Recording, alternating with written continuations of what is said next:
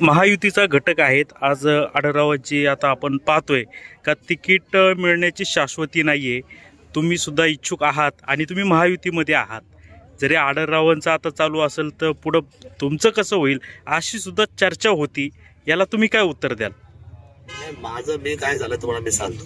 लोकसभेची निवडणूक ही फार मोठी निवडणूक असते. याच्यामध्ये अपक्ष लढता येत नाही. अपक्ष लढणं सोपं पण नाही. पण तसं विधानसभेचं नाही. विधानसभेला एक म्हणजे आपल्या टप्प्यातला मतदारसंघ असतो, एक मतदारसंघ असतो.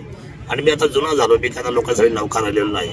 हे नवख्या लोकांना आव्हान असतं. माझ्या सगळ्या जुन्या आणि जो माणूस जास्त घासून काम केले, ज्यांनी सतत दिवस रात्र स्मशान घाट दशकाचे घाट पाहिलेत, ज्यांनी अनेक सुख दुःख पाहिलेत, अशा माणसाला मतदारसंघ हा आपुलकीचा वाटतो.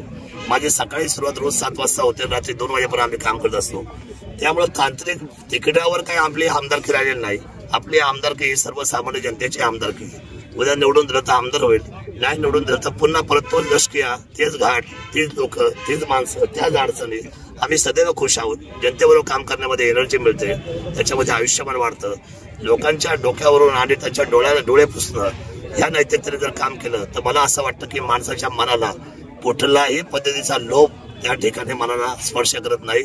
स्पर्धात्मक दृष्ट्या पाहायला गेलं तर ज्याच्याकडे तळमळ आहे, ज्याच्याकडे मनामध्ये संवेदना आहे आणि जो संवेदनाने काम करतो त्याला कुठल्याही गोष्टीची अपेक्षा नसते.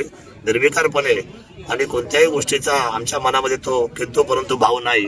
विधानसभेला उद्या काय होईल, विधानसभेला काय नाही, विधानसभा ही लोकांना परिचित आहे. लोक विचारणार आहेत की शरद सोडणे कुठे उभे राहणार आहेत आणि कशा उभे राहणार आहेत, ही चर्चा होणार आहे.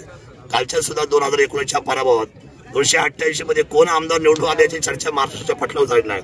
पराभवामध्ये कोण पराभूत झाले तर शरद सोडण्याचा पराभव कसा झाला ही चर्चा सगळ्यात मोठी राज्यात केली आणि तोच माझ्या आयुष्यातला सगळ्यात मोठा विजय आहे. म्हणजे पराभवाची पण चर्चा होणं आणि ती चर्चा माझ्या नावाची असणं हाच माझ्या आयुष्यातला सगळ्यात मोठा विजय असं मी म्हणतो. देशाला स्वातंत्र्य मिळून 75